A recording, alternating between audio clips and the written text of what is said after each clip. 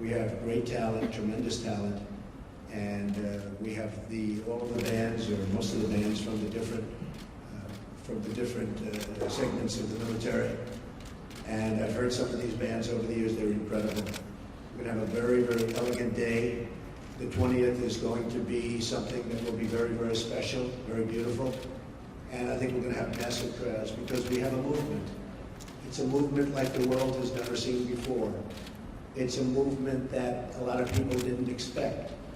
And even the polls, although some of them did get it right, but many of them didn't. That was a beautiful scene on November 8th as those states started to pour in. And we focused very hard on those states, and they really reciprocated. And those states are going to have a lot of jobs, and they're going to have a lot of security. They're going to have a lot of good news for their veterans. And by the way, speaking of veterans, I appointed today the head secretary of the Veterans Administration, David Shulkin. And we'll do a news release in a little while. I'll tell you about David. He's fantastic. He's fantastic. He will do a truly great job. One of the commitments I've made is that we're going to straighten out the whole situation for our veterans. Our veterans have been treated horribly. They're waiting in line for 15, 16, 17 days. Cases where they go in and they have a minor, early stage form of cancer and they can't see a doctor. By the time they get to the doctor, they're terminal. It's not going to happen. It's not going to happen. So David is going to do a fantastic job. We're going to be talking to a few people also to help David. And we have some of the great hospitals of the world going to align themselves with us on the Veterans Administration, like the Cleveland Clinic, like the Mayo Clinic, a few more that we have. And we're going to set up a group. These are hospitals that have been the top of the line, the absolute top of the line. And they're going to get together with their great doctors. Dr. Toby Cosgrove, as you know, from the Cleveland Clinic, has been very involved.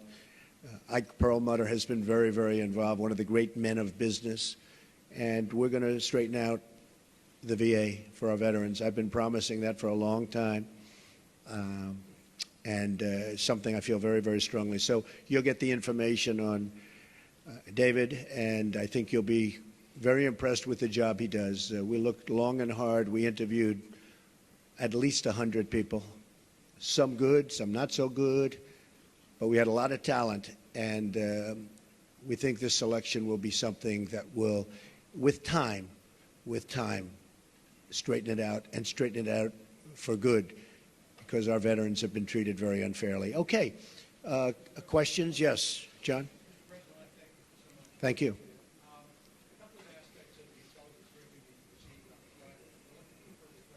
Sure. First of all, did the heads of the intelligence agencies provide you with a two-page summary of these unsubstantiated allegations? And secondly to that, in the broader picture, do you accept their opinion that Vladimir Putin ordered the hack of the DNC and the attention hack of the RNC? And if you do, how will that color your attempt to build a relationship with a leader who has been accused of committing an act of espionage? Okay, first of all, these meetings, as you know, are confidential, classified. So I'm not allowed to talk about what went on in a meeting. But we had many witnesses in that meeting, many of them with us. And I will say again, I think it's a disgrace that information would be let out. I saw the information, I read the information outside of that meeting. It's all fake news, it's phony stuff. It didn't happen. And it was gotten by opponents of ours, as you know, because you reported it, and so did many of the other people. It was a group of opponents that got together, sick people, and they put that crap together. So I will tell you that not within the meeting, but outside of the meeting, somebody released it. It should never have been, number one, shouldn't have even entered paper, but it should never have been released. But I read what was released, and I think it's a disgrace. I think it's an absolute disgrace. As far as hacking, I think it was Russia, but I think we also get hacked by other countries and other people. And I can say that, you know, when we lost 22 million names and everything else that was hacked recently, they didn't make a big deal out of that. That was something that was extraordinary. That was probably China. we have much hacking going on, and one of the things we're going to do, we have some of the greatest computer minds anywhere in the world that we've assembled. You saw just a sample of it 2 weeks ago up here, where we had the 6 top people in the world. They were never in the same room together as a group. Hacked. They did a very poor job. They could have had hacking defense, which we had. And I will give Reince Priebus credit, because when Reince saw what was happening in the world and with this country, he went out and went to various firms and ordered a very, very strong hacking defense. And they tried to hack the Republican National Committee, and they were unable to break through. We have to do that for our country. It's very important.